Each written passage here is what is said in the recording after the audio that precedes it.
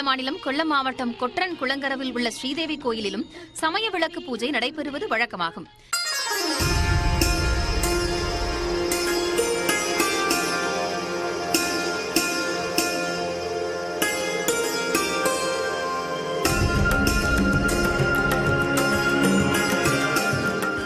இதில் ஒன்றல்ல இரண்டல்ல 40,000 பேர் பங்கேற்கின்றனர்.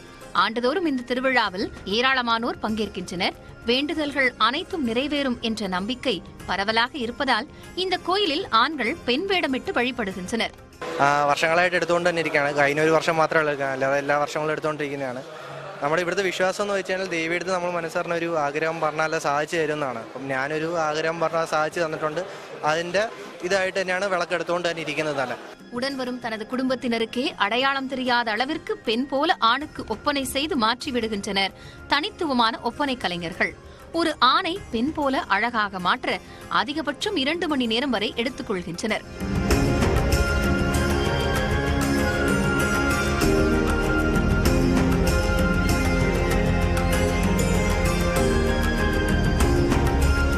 பெண்களே பொறாமைப்படும் அளவிற்கு நேர்த்தியான உடை அலங்காரமும் சிகை அலங்காரமும் ஆண்களுக்கு இந்த திருவிழாவில் செய்யப்படுவதாக பெண்களும் கூறுகின்றனர்.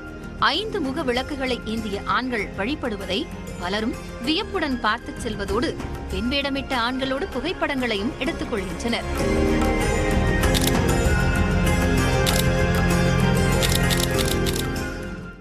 மேலும் பல்வேறு செய்திகளுக்கு இணைந்திருங்கள். இந்த நியூஸ் 18 தமிழ்நாடு.